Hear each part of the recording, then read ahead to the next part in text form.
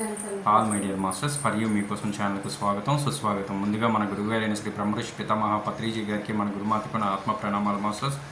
Okay masters, ఈరోజు మన ఛానల్కి సీనియర్ పిరమిడ్ మాస్టర్ గారైన బాలంబిక గారు చీరాల నుంచి వచ్చారు మాస్టర్స్. మేడం గారు చెప్పబోయే టాపిక్ యోగ పరంపర గురించి చెప్పబోతున్నారు మాస్టర్స్. ఓకే మాస్టర్స్, మేడం గారికి వెల్కమ్ చెప్పుకుందాం. Okay madam, please welcome madam, continue your session madam. Thank you madam.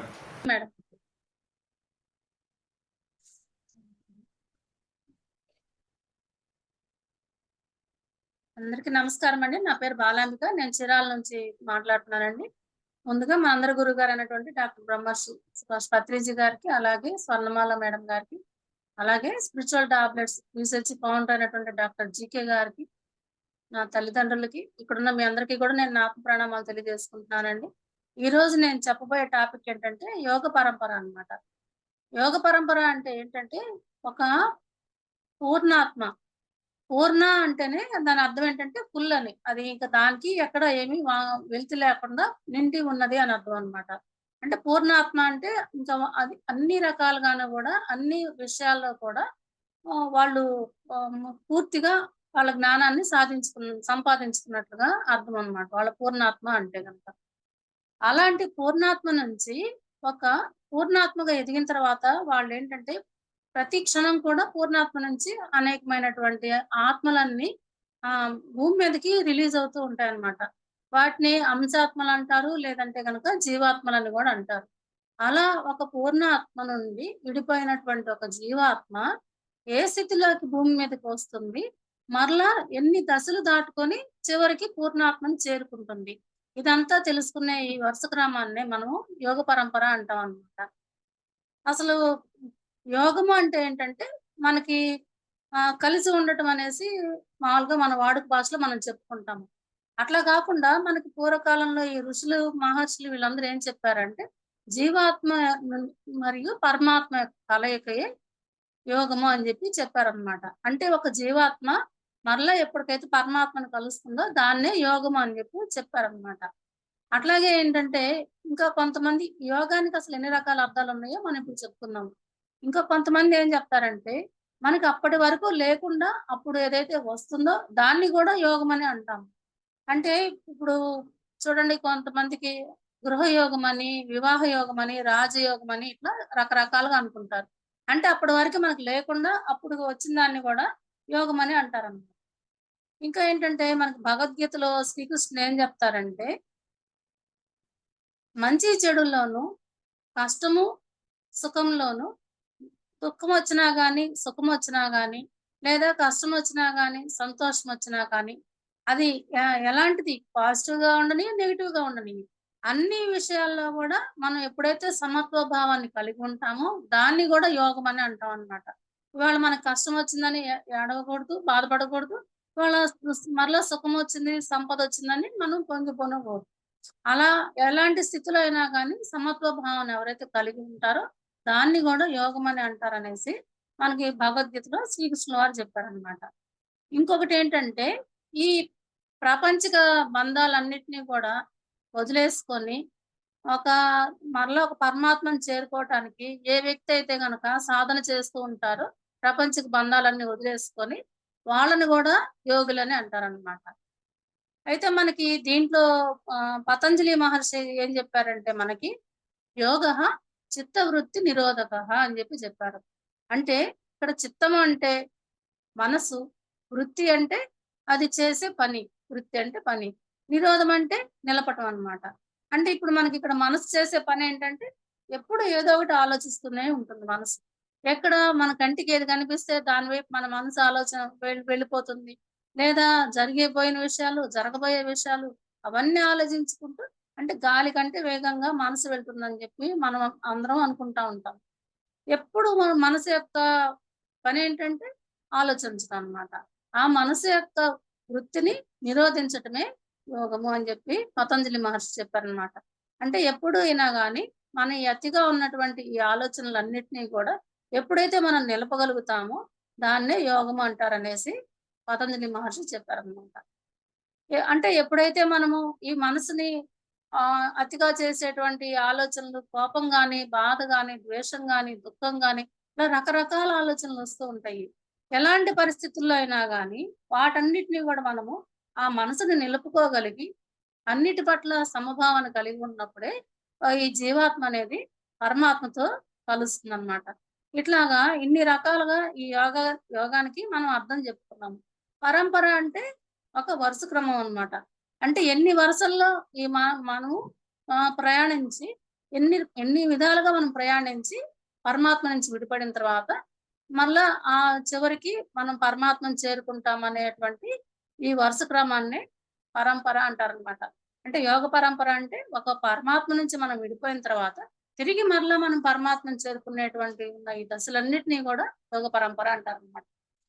మొట్టమొదట ఏం జరుగుతుందంటే, మనం ఎప్పుడైతే గనక పరమాత్మ నుంచి విడిపోయి భూమి మీదకొస్తామో, మరలా మనం పరమాత్మ దాకా రావాలంటే 5 దశలుంటాయన్నమాట. వాటిలో మొదటిదేంటంటే ఖనిజ సామ్రాజ్యం. ఖనిజ సామ్రాజ్యం అంటే మనకు తెలుసు. ఈ మట్టి, రాళ్ళు, లోహాలు, వెండి, బంగారము, ఇనుము ఇట్లా ప్రతిదీ గూడా బొగ్గులు గాని, వజ్రాలు గానివ్వండి, ఇవన్నీ గూడా ఖనిజాల కిందకే వస్తాయి. మొట్టమొదటేంటంటే, ఒక పరమాత్మ నుంచి విడిపడిపోయినటువంటి ఒక జీవాత్మ భూమి మీదకొచ్చినప్పుడు ఆహ్, ఈ ఖనిజ సామ్రాజ్యంలోకి జన్మ తీసుకుంటాం అన్నమాట. అంటే మనందరం కూడా ఇప్పుడు ఆ దశలన్నీ దాటుకున్న తర్వాతనే ఈ మానవ జన్మకొస్తామన్నమాట. అయితే ఈ ఖనిజ సామ్రాజ్యంలోకి ఎప్పుడైతే మనం వస్తామో, అక్కడేంటంటే మనకి ఒక చలనం గాని ఏమీ ఉండదు. ఒక అవయవ వ్యవస్థ గాని, లేకపోతే ప్రత్యుత్పత్తి వ్యవస్థ గాని అట్లా ఏమీ ఉండదు. అది ఒక నిశ్శబ్దంగా ఉండి, ప్రకృతిలో జరిగే ప్రతిదీ గూడా గమనిస్తూ ఉంటుందనమాట.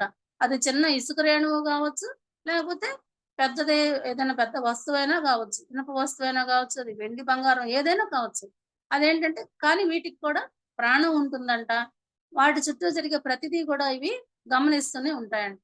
కానీ నిశ్చలంగా అవి ఎక్కడైతే ఉన్నాయో అక్కడనే ఉండి తన చుట్టూ జరిగే అన్నిటిని గూడా గమనిస్తూ ఉంటుంది. ఇట్లాగే ఈ ఆత్మ ఇట్లా వచ్చిన తర్వాత చాలా జన్మలు తీసుకుంటుంది.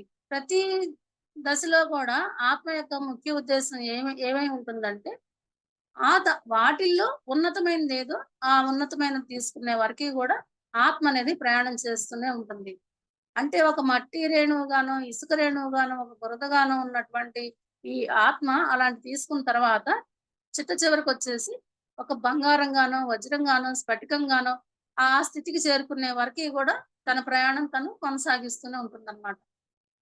అన్ని దశల్లో గూడా ఆత్మ అనేది జ్ఞానాన్ని తీసుకుంటానే ఉంటుంది. ఆత్మ యొక్క ముఖ్య ఉద్దేశ్యం ఏందంటే ప్రతిదీ గూడా అనుభవాన్ని పొందటం అన్నమాట. ప్రతి దాంట్లో గూడా అనుభవాన్ని పొందటం. ఇంకా అట్లా అనుభవం పొందిన తర్వాత ఆత్మ యొక్క చిట్ట చివరి లక్ష్యం ఏంటంటే మోక్షం పొందటం అన్నమాట. ఆ మోక్షం పొందేదాకా ఏమేమైతే చేసుకోవాలో అవన్నీ నేర్చుకుంటా ఉంటది. ఆ తర్వాతేంటంటే ఖనిజ సామ్రాజ్యం నుంచి అది మనము వృక్ష సామ్రాజ్యంలోకొస్తాం అన్నమాట. ఖనిజ సామ్రాజ్యంలో ఇవన్నీ దశలన్నీ దాటుకున్న తర్వాత అవి కొన్ని వందల జన్మలు గావచ్చు, ఎట్లైనా గావచ్చు. ఒక ఒక మట్టిగా పుట్టిన తర్వాత మళ్ళా ఇంకోసారి బొగ్గుగా పుట్టొచ్చు, ఇంకోసారి బంగారంగా పుట్టొచ్చు. అలాగా పుడతము, డిస్ట్రాయ్ అవ్వటం ఇవన్నీ జరుగుతానే ఉంటాయి. ఆ తర్వాత ఏంటంటే మనము వృక్ష సామ్రాజ్యంలోకొస్తాం అన్నమాట. ఈ ఈ ఇక్కడ మన ఖనిజ సామ్రాజ్యంలో వీటికి చలనం గాని ఏమి ఉండదని చెప్పుకున్నాం గదా! ఎక్కడ పెడితే అక్కడే ఉంటాయవి. వృక్ష సామ్రాజ్యంలోకొచ్చేసరికేంటంటే, వీటికి కూడా చలనం అయితే ఉండదు. కానీ కదలిక ఉంటుందనమాట వీటిల్లో. ఆకులు గాని, కొమ్మలు గాని ఇవన్నీ కదులుతా ఉంటాయి. వాటి ఆహారాన్ని అవి తయారు చేసుకుంటాయి. వాటిల్లో పెరుగుదల అనేది మనం స్పష్టంగా చూస్తాము. ఒక చిన్న మొక్క పెద్దదిగా పెరగటం గాని, పూలు పూయటం, కాయలు కాయటం ఇట్లాగా కొంత కొంత పరిణితి చెందుతుందనమాట ఆ ఆత్మ అనేది. ఈ వృక్ష సామ్రాజ్యం దశకొచ్చేసరికి. అది అట్లాగా జరిగిన తర్వాతేంటంటే వీటికి ప్రాణమైతే ఉంటుంది. ప్రత్యుత్పత్తి ఉంటుంది. అంటే తనను పోలినటువంటి ఇంకొక ప్రాణాన్ని పుట్టించటమే ప్రత్యుత్పత్తి అంటాము. ఇప్పుడు అది మల్లె చెట్టయితే దానికి అంటు కడితే ఇంకో మల్లె చెట్టొస్తుంది. వేప చెట్టయితే గింజలు నాటితే ఇంకో వేప చెట్టొస్తుంది. అట్లాగా ఆ స్థితికి చేరుకుంటుందనమాట. తనను పోలినటువంటి ఇంకో ప్రాణాన్ని పుట్టించే దశకి వృక్ష సామ్రాజ్యంలోకొచ్చేసరికి మనం చేరుకుంటాం అన్నమాట. తర్వాతేంటంటే ఇంకా ఇక్కడ ఆహారాన్ని గూడా తయారు చేసుకుంటూ ఉంటుంది. ఆ! ఈ ఆత్మ అనేది. ఆహ్, ఇది గూడా ఏంటంటే కాకపోతే ఏంటంటే వీటిల్లో అవయవ వ్యవస్థ గాని, రక్త ప్రసరణ వ్యవస్థ ఇవేమీ ఉండవు. ఇట్లాగా ఈ వృక్ష సామ్రాజ్యంలో గూడా ఒక చిన్న పాచిపట్టే నాచు మొక్కల దగ్గర నుంచి ఒక పెద్ద మర్రి వృక్షం వరకి గూడా ఇది అనేక రకాలైనటువంటి జన్మలు తీసుకుంటూ ఉంటుందన్నమాట. ఇక్కడ ఈ వృక్ష సామ్రాజ్యంలో గూడా అన్ని రకాల అనుభవాలు తీసుకున్న తర్వాత ఏంటంటే, నెమ్మదిగా జంతు సామ్రాజ్యంలోకి తన యొక్క ప్రయాణాన్ని మొదలుపెడుతుందన్నమాట. మొట్టమొదట అది ఖనిజ సామ్రాజ్యంలోకొచ్చి ఉన్న చోటే స్థిరంగా ఎందుకుంటుందంటే, పరమాత్మ యొక్క పూర్ణాత్మ యొక్క ఉండే డైమెన్షన్ ఏ విధంగా ఉంటుందంటే, అది అత్యున్నతమైనటువంటి దైవికమైన డైమెన్షన్ అది.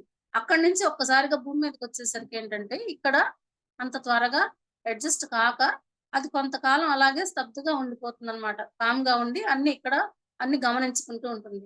తర్వాత నిదానంగా వృక్ష సామ్రాజ్యంలోకొచ్చి, ఆ తర్వాత జంతు సామ్రాజ్యంలోకొస్తుందనమాట. ఈ జంతు సామ్రాజ్యానికొచ్చేసరికి వీటిల్లో కదలికుంటుంది. ఒక చోట నుండి ఒక చోటకి వెళ్తూనే ఉంటాయి ఇవి. మనుషులు చేసేటువంటి ప్రతి పని చేస్తాయి. ఇవి నిద్రపోతాయి, ఇవి ఆహారం తీసుకుంటాయి.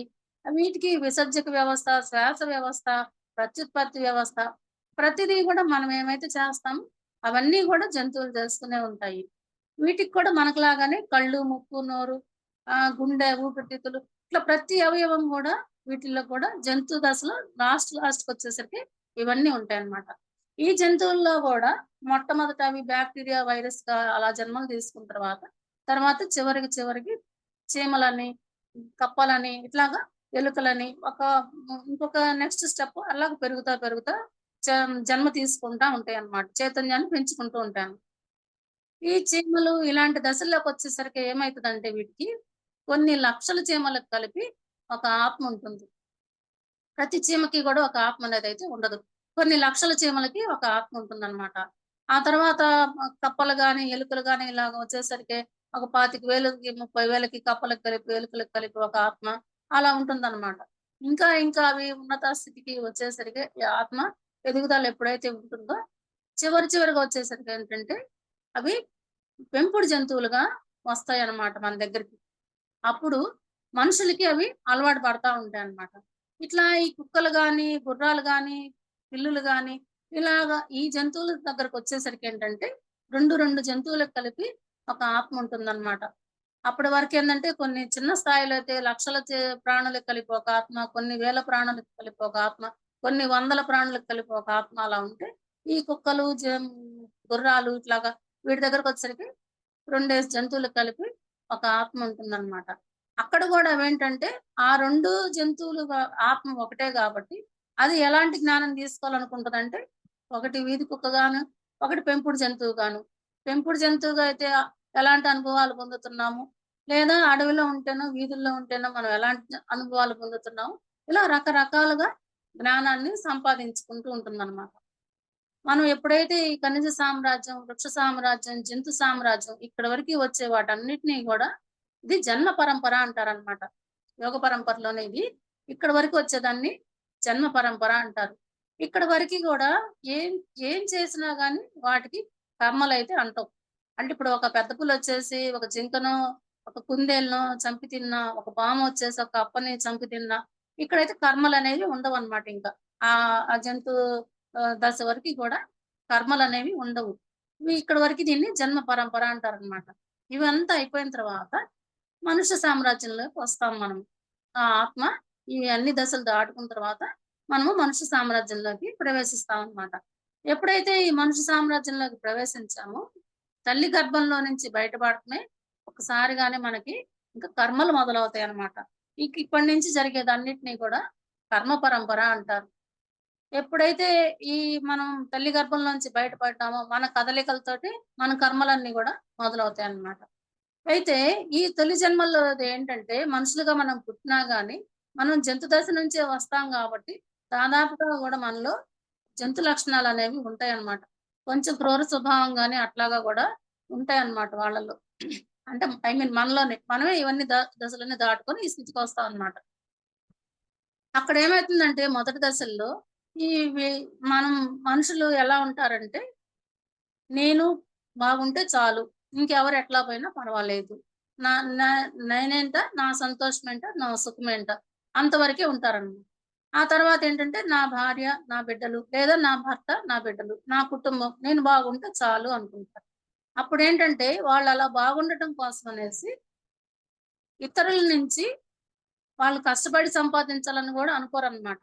వాళ్ళని హింసించైనా, వాళ్ళని పీడించైనా వీళ్ళకి కావాల్సిన వస్తువులు వాళ్ళ దగ్గర నుంచి తీసుకుంటారు. అవసరమైతే వాళ్ళని కొట్టైనా, చంపైనా గాని వీళ్ళకి కావాల్సిన వస్తువులు వాళ్ళ దగ్గర నుంచి తీసుకుంటారే గాని, వీళ్ళల్లో అప్పటికేంటంటే ఇంకా సత్వగుణం అనేది ఉండదనమాట. తమో గుణంతోనే ఉంటారు వీళ్ళప్పటికి. మొట్టమొదటిగా మనం భూమి మీదకి మానవులుగా జన్మ తీసుకున్న తర్వాత. అట్లా కొంతకాలం జరిగిన తర్వాత ఏమైతుందంటే, కొన్ని జన్మలు తీసుకున్న తర్వాత, ఇలా కాదు నాతో పాటు నాకు ఇరుగు పొరుగు వాళ్ళు కూడా బాగుండాలి. నేను ఇతరులకి కష్టంలో ఉన్నప్పుడు సహాయం జేస్తేనే మళ్ళా తిరిగి వాళ్ళు మనకి సహాయం జేస్తారు. లేదంటే మళ్ళా ఎవరు మనకి సహాయానికి రారు అనే ఉద్దేశంతోటి వీళ్ళు ఇతరులకి సహాయం చేయటం మొదలుపెడతారనమాట. అది గూడా ఏంటంటే కేవలము ఇవాళ నేను వాళ్ళకి సహాయం జేస్తే, రేపు నేను ఆపదలో ఉంటే వాళ్ళు నాకొచ్చి సహాయం జేస్తారనే ఉద్దేశంతో మాత్రమే వాళ్ళు ఇతరులకి సహాయం జేయటం మొదలుపెడతారనమాట. అంటే ఇప్పుడు ఇది ఆహ్, ఇక్కడ మనకి కర్మ పర యోగం అనేది మొదలైందనుకున్నాం గదా! ఇక్కడి నుంచి ఏంటంటే మొత్తము మనకు 5 దశలుంటాయన్నమాట. ఈ యోగ పరంపర అనే దానిలో. మొట్టమొదటిది ఏంటంటే కర్మయోగము 1, రెండవది జ్ఞాన యోగము 1, మూడోదొచ్చేసి ధ్యాన యోగం అనమాట. దీన్నే రాజయోగం అని గూడా అంటారు. తర్వాతేంటంటే మరలా రివర్స్ అయ్యి రొన్ నం ధ్యాన యోగం, రాజయోగం తర్వాత జ్ఞానయోగం 2 వచ్చి మరలా లాస్ట్‌కి కర్మయోగం 2 వస్తదనమాట. మొత్తం దీన్ని మనం 5 దశలుగా విభజించుకోవచ్చు. ఈ కర్మయోగంలో ఒకటిలో వచ్చేసరికేంటంటే మొట్టమొదటి జన్మల్లో ఇలా ఉంటారు మనుషులు. కొంచెం క్రూరంగాను, నేను బాగుంటే చాలు అన్నట్లుగా. తర్వాత వాళ్ళొచ్చేసరికి ఏం జేస్తారంటే, నాతో పాటు మన పక్కన వాళ్ళు గూడా ఏదన్నా అవసరానికి మనం ఆదుకుందాము. మన కష్టాల్లో ఉన్నప్పుడు వాళ్ళొస్తారనేసి తర్వాత అట్లాంటి ఆలోచన చేస్తారనమాట. ఆ తర్వాత ఏమైతుందంటే, వీళ్ళు ఒక అధికారం గావాలనుకుంటారు. నాతో పాటు అందరూ బాగుండాలి. కానీ వాళ్ళందరికంటే నేను కొంచెం గొప్పగా ఉండాలి. నేను అధికారంలో ఉండాలి. అందరూ నా మీదే ఆధారపడి జీవించాలి. నన్నే గౌరవించాలి. ఎవరికేం కావాలన్నా వాళ్ళు నా దగ్గరికే రావాలి. నా నా పాదాలకి దాసుల్లాగా ఉండాలి. ఇలాగా వాళ్ళకి అధికార వ్యామోహం, పదవి వ్యామోహం ఇలాంటియన్నీ ఉంటాయన్నమాట. ఆ తర్వాతకొచ్చేసరికి. ఇది కర్మయోగంలోనే ఒక మూడో పార్ట్ అన్నమాట. అట్లాగా ఎప్పుడు చూసినా గాని అందరూ నన్నే గౌరవించాలి, నన్నే పొగడాలి అన్నట్లుగా ప్రవర్తిస్తూ ఉంటారనమాట. ఆ తర్వాత కొంతకాలానికి ఇంకా వీళ్ళేం చేస్తారంటే, ఇతరులకి ఈ పదవి ఇవన్నీ అధికారము ఇవన్నీ అయ్యి వాటి మీద వ్యామోహం తీరిపోయిన తర్వాత ఏం చేస్తారంటే, మనకి ఇంకా తర్వాత జన్మల్లోకొచ్చేసరికి కొంచెం సత్వగుణం అనేది వీళ్ళకి అలవాటవుతుందనమాట. తమో గుణం అయిపోయింది. రజోగుణంలో వచ్చేసరికి అధికారం గావాలనుకుంటారు. ఆ తర్వాతేంటంటే వీళ్ళు కొంచెం సత్వగుణంలోకొస్తారనమాట. సత్వగుణంలోకొచ్చినప్పుడేంటంటే, నాతో పాటు అందరూ బాగుండాలి. ఈ ప్రపంచంలో అందరూ బాగుండాలి. అందరికీ మంచి జరగాలి. ఎవరికైనా మనం సహాయం చేయాలి.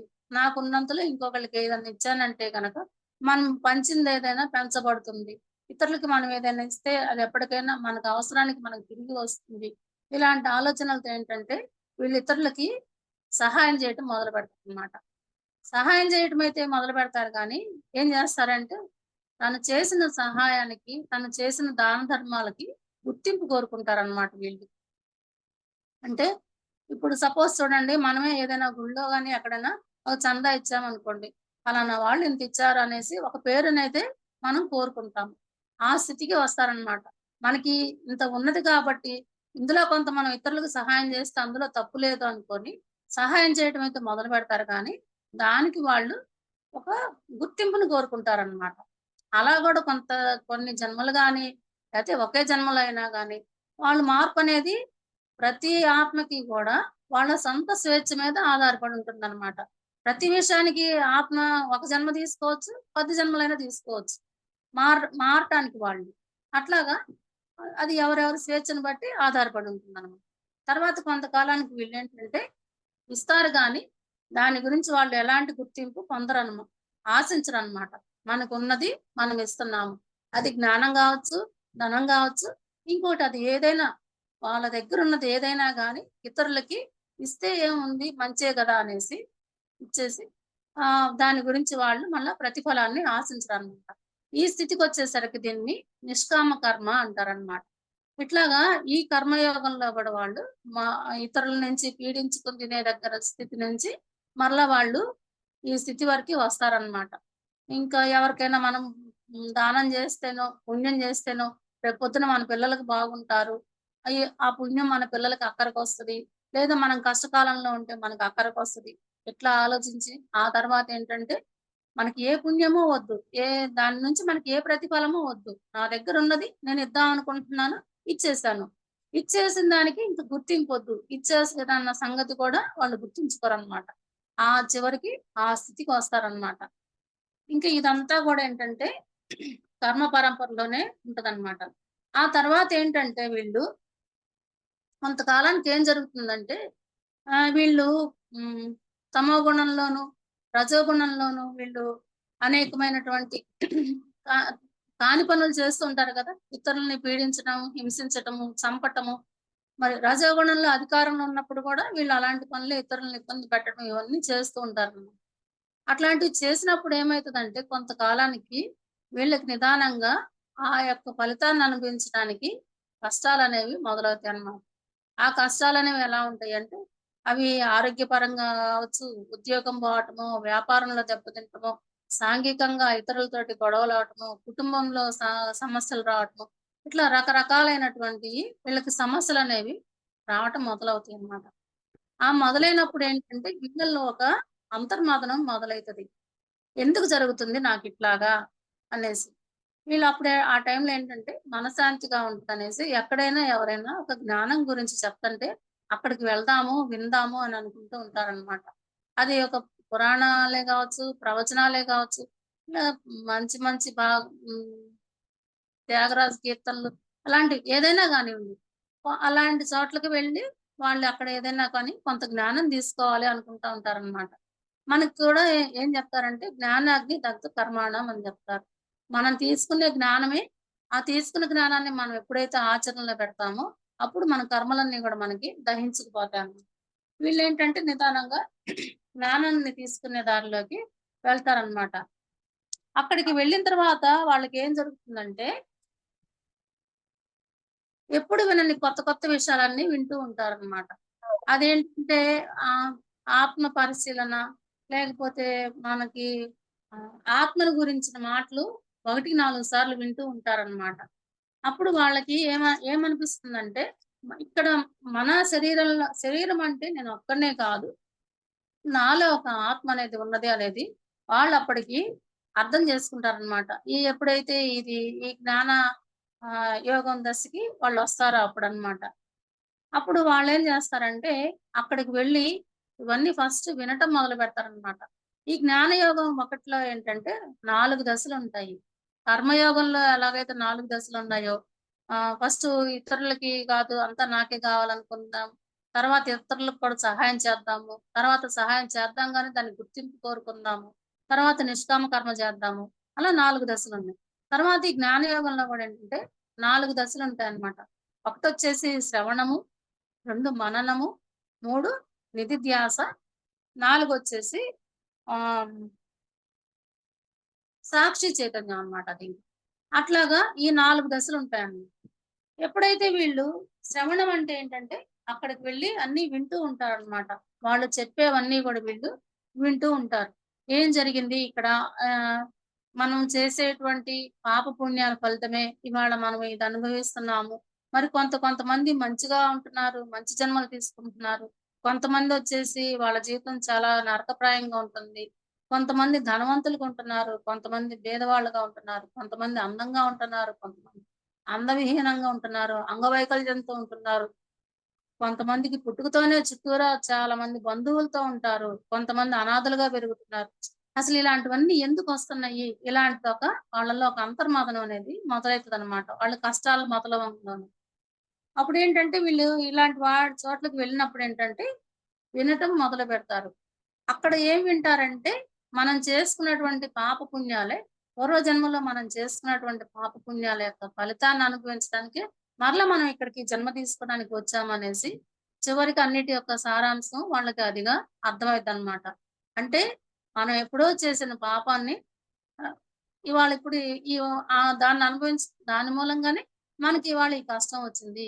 కాబట్టి మనం ఇంకా ఇంకొకసారి ఈ కష్టం చేయకుండా ఉంటే, ఈ తప్పు పని మనం చేయకుండా ఉంటే గనక, మనకి నెక్స్ట్ ఈ కష్టం రాదు. మనకి మంచిగా ఉంటాము. మనకి పుణ్య కార్యాలు చేస్తే మనకి మంచి జరుగుతుంది. ఇలాంటివన్నీ గూడా వినటం మొదలుపెట్టిన తర్వాత ఏంటంటే, వీళ్ళు ఇంకా ఈ సత్వగుణంలోకొచ్చేసి, ఈ ఇతరుల్ని హింసించటం ఇవన్నీ గూడా ఆపేసి, మంచి పనులు చేయటము మొదలుపెడతారనమాట. తర్వాతేంటంటే, వినిన దాన్ని ఇంటికొచ్చిన తర్వాత మననం చేసుకుంటూ ఉంటారనమాట. అక్కడ వాళ్ళు ఫలానా చెప్పారు. అట్లా ఫలానా జరిగింది. లేదా రామాయణంలో ఇట్లా చెప్పారు. భారతంలో ఇట్లా చెప్పారు. మనం గూడా అట్లాగే చేద్దాము. వాళ్ళు ఎంత నీతిగా ఉన్నారు. ఎంత ధర్మంగా ఉన్నారు. ఇట్లాగా అవన్నీ విని నిదానంగా ఏంటంటే వాళ్ళ యొక్క స్వభావాన్ని వాళ్ళు మార్చుకోవటం అనేది మొదలుపెడతారనమాట. అంతకు ముందున్నటువంటి ఆహ్, చెడ్డ పనులు, పాపకర్మలు అవన్నీ నిదానంగా వదిలేస్తూ మంచి కర్మల వైపు వాళ్ళు మొదలుపెడతారనమాట. తర్వాతేంటంటే, నిధి ధ్యాసన అన్నమాట. అంటే, ఆ మననం చేసింది ఏదైతే ఉంటుందో, దాన్నే మరలాగా వీళ్ళు ఇతరులకు చెప్పటం అనేది మొదలుపెడుతూ ఉంటారనమాట. మీరు గూడా ఇట్లా చేయండి, మంచిగా ఉంటది. అట్లాగా చేస్తూ ఉంటారనమాట. ఆ తర్వాతేంటంటే, వీళ్ళు సాక్షి తత్వానికి వస్తారనమాట. ఈ సాక్షి తత్వం అంటే ఎట్లా ఉంటదంటే ఇంకా, ఒక కర్మ జ్ఞానయోగంలోనే దీన్నొక పరాకాష్ఠగా చెప్పుకోవచ్చనమాట. ఈ సాక్షి తత్వంలో వీళ్ళేంటంటే, ఈ ఈ పుట్టుకేంటి, ఈ చావేంటి ఇదంతా సహజం. ఎవరికైనా ఇలా జరుగుతానే ఉంటది. ఇవాళ ఈ జన్మలో మనము భార్యాభర్తలం అవ్వచ్చు, లేతే తండ్రి బిడ్డలం అవ్వచ్చు, లేదంటే అక్కా చెల్లెళ్ళం, అన్నా తమ్ముళ్ళం అవ్వచ్చు. మరలా నెక్స్ట్ జన్మకొచ్చేసరికి ఎవరికెవరము అనేది అలాంటి స్థితిలోకి అంతా అర్థం చేసుకున్న తర్వాత, వీళ్ళలో కొంతమంది ఎవరైతే పరాకాష్ఠకు చేరుకుంటారో వాళ్ళేంటంటే, వాళ్ళ ఎదురుగానే వాళ్ళ కుటుంబ సభ్యులకి ఏమైనా జరిగినా గాని, ఆ క్షణం బాధపడినా గాని, ఇదంతా దైవ నిర్ణయమేమో, మనము పైనుంచి నిర్ణయించుకొని వచ్చిందేనో ఇదంతా గూడా. ఇవాళ ఇక్కడ కొత్తగా జరిగిందేమీ లేదు. అంటే ఇప్పుడు పత్రి సార్ చెప్తారు చూడండి.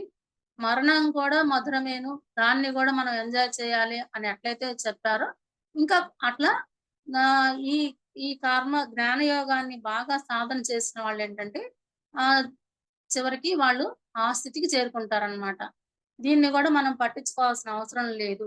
ఏ కష్టం వచ్చినా గానీ, అదే వస్తాయి, అయ్యే పోతాయి అనేటువంటి ఒక స్థితికి వాళ్ళొస్తారనమాట.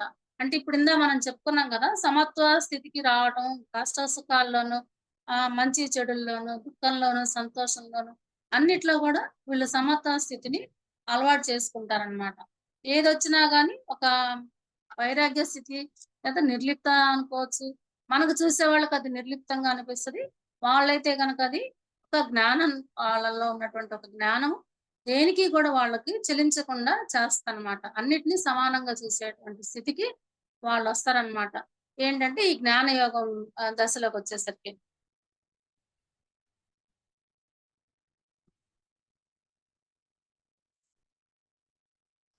ఈ తర్వాతేంటంటే, ఈ జ్ఞానయోగం తర్వాతేంటంటే, మరలా మనము నెక్స్టొచ్చేసి ధ్యాన యోగంలోకి వెళ్తాం అన్నమాట.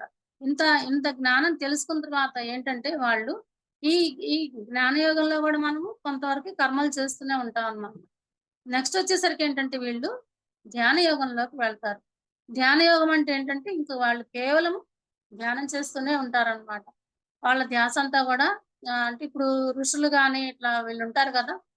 యోగులు గాని వీళ్ళందరూ ఇంకా వాళ్ళేంటంటే వాళ్ళ జీవితాన్ని ధ్యానానికే పరిమితం చేసుకుంటారనమాట. ఈ ధ్యానంలో గూడా మరలా మనకి 4 దశలుంటాయి.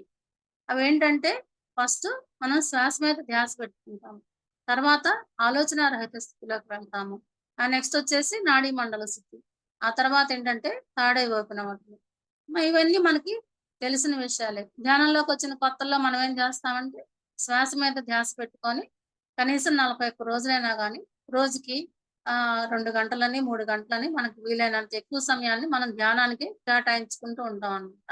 మొట్టమొదట మనకి ఈ ధ్యానం అనేది కుదిరినా, కుదరకపోయినా తర్వాత ఏమైతుందంటే నిదానంగా మనం అలవాటు పడిపోతాం. ఆలోచనలొచ్చినా గాని నిదానంగా క్రమక్రమంగా ఆలోచనలన్నీ తగ్గిపోయి, ఈ ఆలోచన రహిత స్థితికి చేరుకొని మనం ఎక్కువ సేపనేది ధ్యానానికి అలవాటు పడిపోతామనమాట. ఈ ఎప్పుడైతే ఈ శ్వాస మీద ధ్యాస ఇట్లా ఎక్కువగా పెట్టినప్పుడు ఏంటంటే నెక్స్ట్ దశ ఆలోచన రహిత స్థితి. నిదానంగా మనము ఈ ఆలోచన రహిత స్థితిలోకి వెళ్ళిపోతాము. ఎప్పుడైతే మనము ఆలోచన రహిత స్థితిలోకి వెళ్తామో, ఎప్పుడైతే మన మనసు శూన్యమవుతుందో, అప్పుడు మనలోకి మన ఈ విశ్వశక్తి అనేది మన శరీరంలోకి ప్రవహిస్తుంది. ఈ విశ్వశక్తి మన శరీరంలోకి ప్రవహించినప్పుడు మనకేమైతుందంటే, నాడీ మండల శుద్ధి జరుగుతుందనమాట.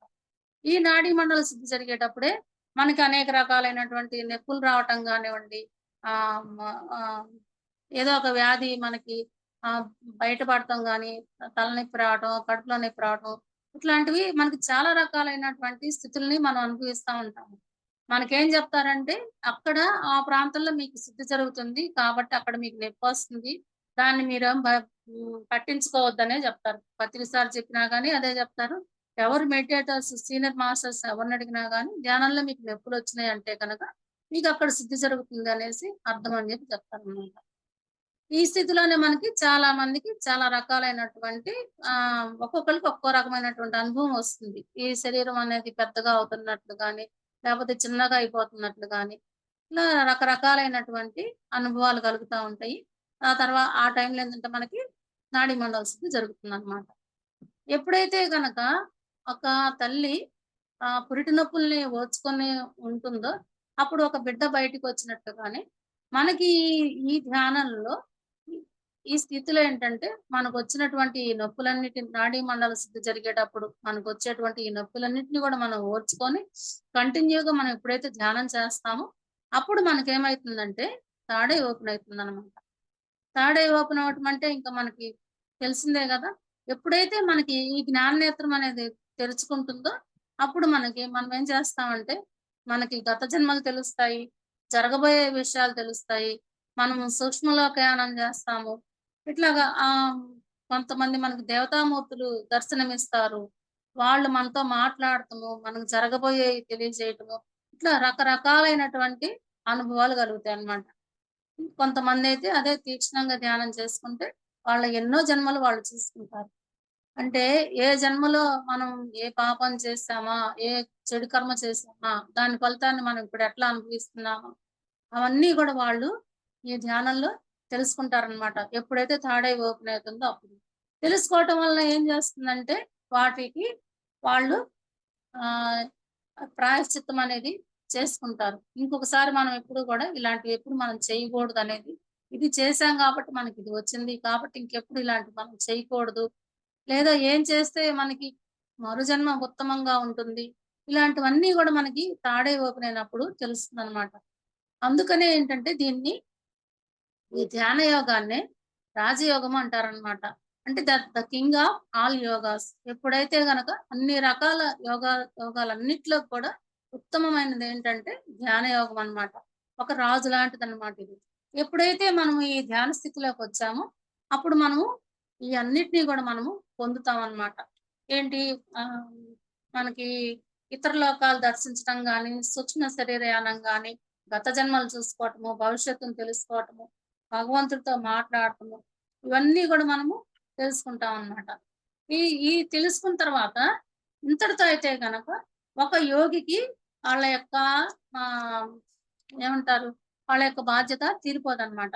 తర్వాత వాళ్ళేం జేస్తారంటే కర్మయోగము 2లోకి వస్తారనమాట వాళ్ళు. కర్మయోగం మొదట్లో వాళ్ళు ఏం జేశారంటే, శ్రవణము, మననము, నిధిధ్యాస ఇవన్నీ జరిగినియి గదా వాళ్ళకి. జ్ఞానయోగం 2లోకొస్తారనమాట.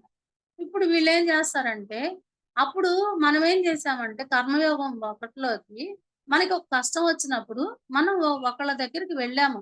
ఒక పురాణం వినటానికో, ఒక ప్రవచనం వినటానికో వెళ్ళాము. వాళ్ళక్కడ మనకి చెప్పారు. రాముడున్నాడు, కృష్ణుడున్నాడు. రాముడైతే ఇలా ఉంటాడంట, కృష్ణుడైతే ఇలా ఉంటాడంట, జీసస్ అయితే ఇలా ఉంటాడంట, అని వెంకటేశ్వర స్వామి అయితే ఇలా ఉంటాడంట అనేసి వాళ్ళు చెప్తే మనం వింటాం అక్కడ అవన్నీ గూడా. కానీ ఈ ధ్యాన యోగంలోకొచ్చి మనకు తాడై ఓపెన్ అయిన తర్వాత మనకేంటంటే ఈ ఈ దివ్య దర్శనాలు మనకెలా ఉంటాయంటే స్వయంగా వాళ్ళే మనకి మెడిటేషన్‌లోకి వస్తారనమాట. లేదా మన కలలో అయినా గాని కనిపించి సాక్షాత్తు వాళ్ళే మనకు చెప్తారు. మీరు ఇలాగా ఉండండి, ఇలాగా ఉండండి అనేసి.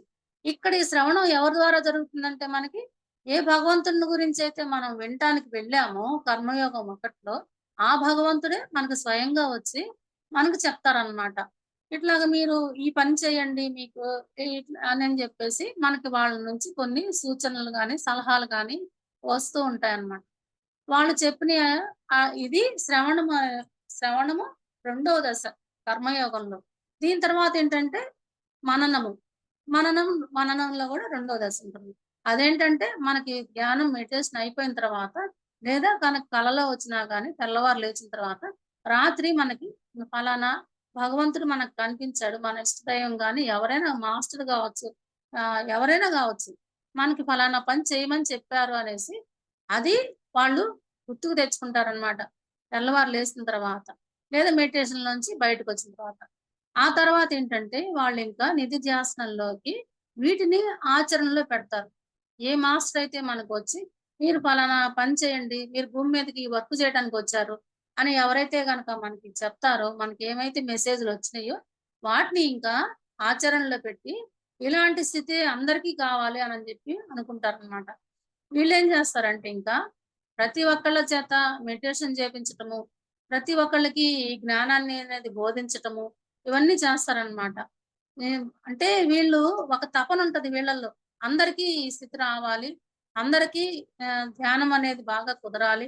అందరికీ థర్డ్ ఐ ఓపెన్ అవ్వాలి. వాళ్ళకి కూడా నాకొచ్చినటువంటి సంతోషాలు వీళ్ళందరికీ రావాలనేటువంటి ఒక రకమైనటువంటి తపనుంటదనమాట వీళ్ళల్లో. అప్పుడు వీళ్ళేం జేస్తారంటే, ఇవి అందరికీ చెప్పటం మొదలుపెడతారు.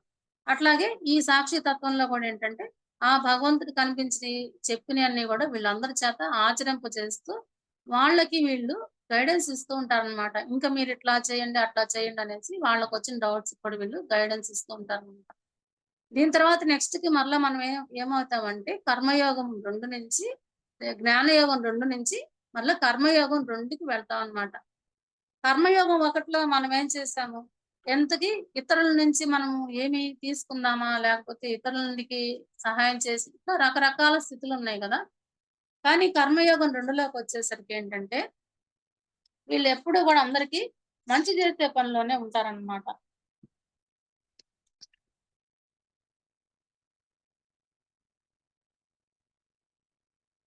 కర్మయోగం ఒకటిలో అయితే వీళ్ళు అనేక రకాలైనటువంటి పనులు చేస్తూ ఉంటారు కదా!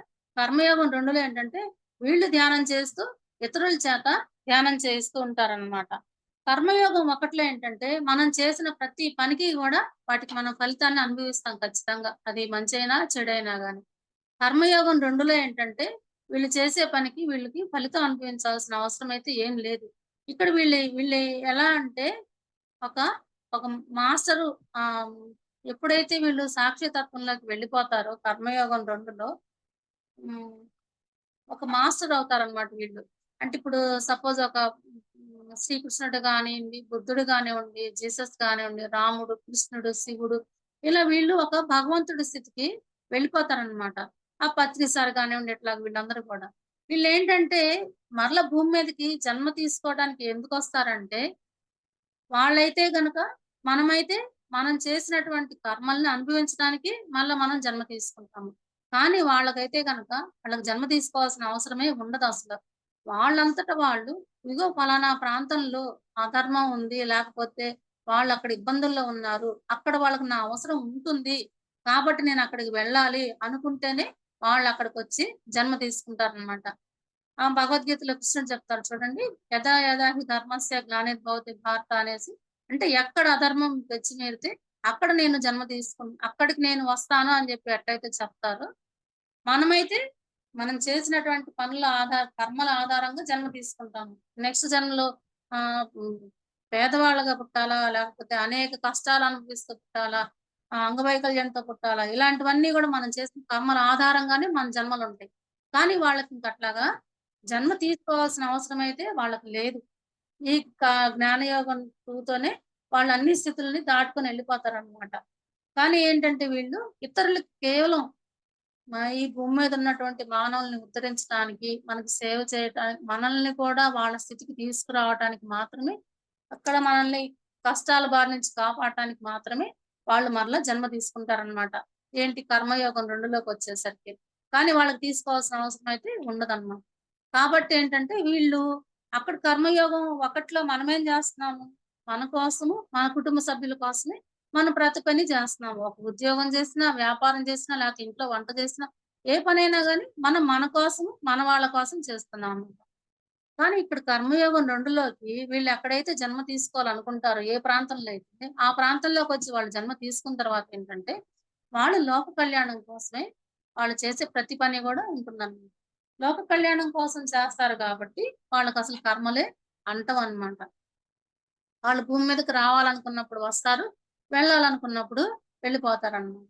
అయితే వాళ్ళు ఉన్నంత వరకి గూడా అక్కడ ఆహ్, ఆ ప్రాంత ప్రజల్ని, ఆ ప్రాంతాన్ని అదంతా ఉద్ధరించడానికే వాళ్ళు భూమి మీదకి దిగి వస్తారన్నమాట.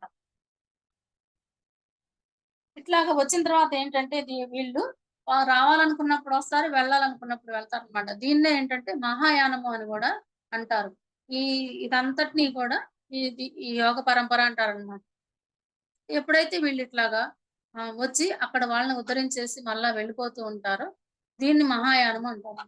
దీనికి ఎగ్జాంపుల్ ఏంటంటే రాముడు గాని, కృష్ణుడు గాని ఇట్లా వీళ్ళందరిని గూడా మనం ఎగ్జాంపుల్‌గా తీసుకోవచ్చనమాట. అంటే ఇప్పుడిక్కడ మనము ఈ ఈ తర్వాతేంటంటే వీళ్ళు పూర్ణాత్మ స్థితిని చేరుకుంటారనమాట. లేదా ఒక పూర్ణాత్ములైన కలిసిపోతారు. లేదంటే మరలా వీళ్ళు ఇంకొక పూర్ణాత్మగా అవతరించి మరలా వీళ్ళు అంశాత్మల్ని గాని, జీవాత్మల్ని గాని సృష్టిస్తూ ఉంటారనమాట. అంటే ఇక్కడ మనం ఫస్ట్ ఎక్కడి నుంచైతే ఏ పూర్ణాత్మ నుంచైతే మనం విడిపోయి వచ్చామో, విడిపోయి వచ్చిన తర్వాత మనము ఖనిజ సామ్రాజ్యంలోకెళ్ళాము, వృక్ష సామ్రాజ్యంలోకెళ్ళాము, జంతు సామ్రాజ్యంలోకెళ్ళాము, మనుష్య సామ్రాజ్యంలోకెళ్ళాము. ఈ లాస్ట్‌కి ఇక్కడికి కర్మయోగం 2లోకొచ్చేసరికేంటంటే, ఇది దైవ సామ్రాజ్యంలోకి వెళ్ళిపోతాం మనమింక.